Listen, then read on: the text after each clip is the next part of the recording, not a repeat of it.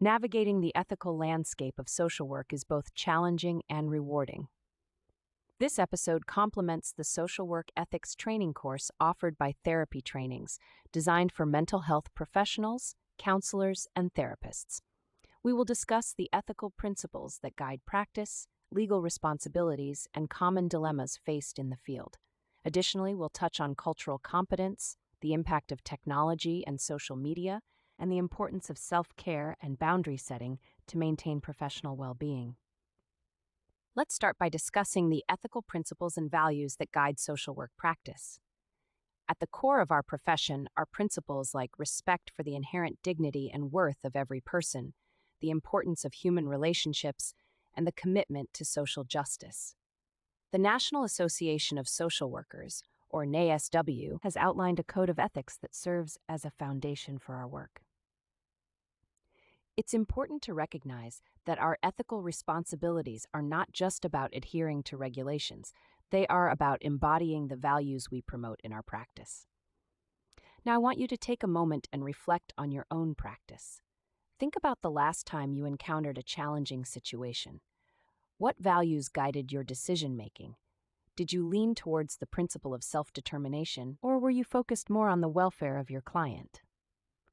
This is a key aspect of what we explore in the course, understanding our ethical compass and how it influences our actions. Next, let's explore the legal and ethical responsibilities of social workers. It's essential to understand the laws that govern our practice alongside the ethical guidelines. Laws can vary significantly from one jurisdiction to another, but the fundamental principle remains the same. We must act in the best interest of our clients while adhering to legal standards. This dual responsibility can sometimes create tension.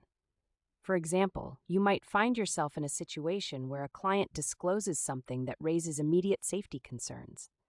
You're legally obligated to report it, but how do you balance that with your ethical commitment to confidentiality? This brings us to the topic of ethical dilemmas. Ethical dilemmas are a reality in our field. They often arise when we face conflicting values or responsibilities.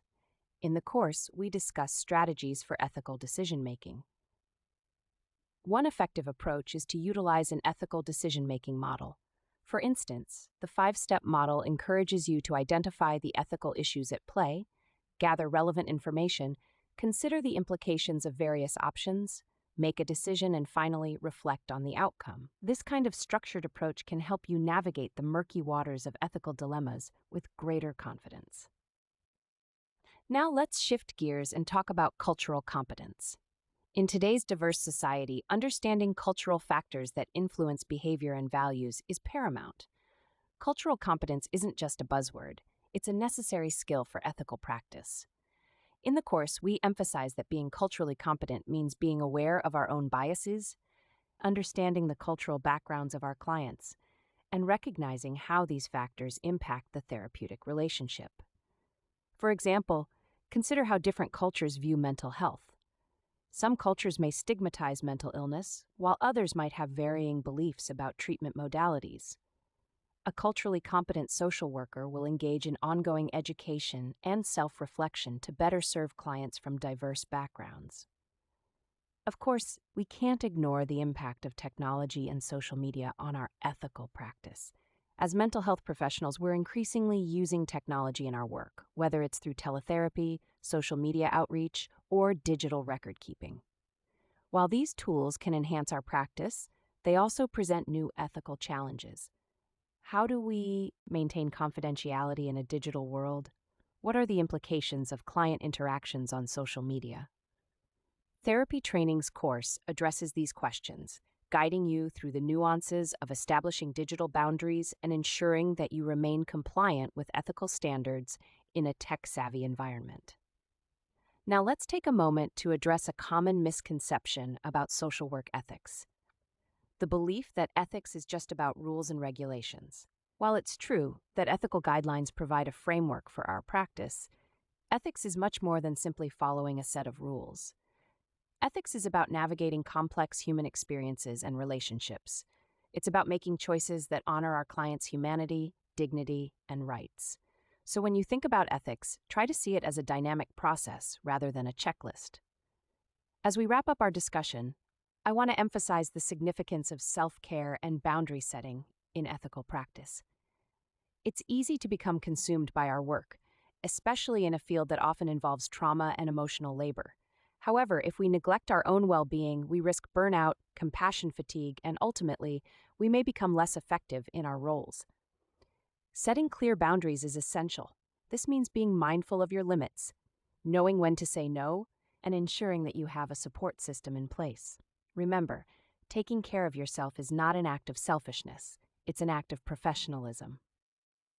In conclusion, the journey of understanding social work ethics is ongoing and ever-evolving.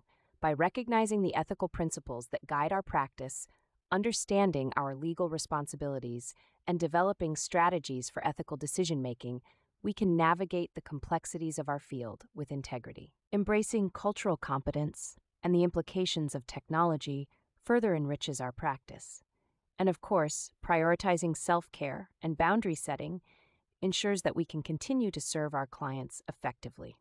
I encourage you to delve deeper into these topics by exploring the Social Work Ethics Training course offered by Therapy Trainings. You'll find a wealth of knowledge that will enhance your practice and empower you to face ethical dilemmas with confidence and clarity.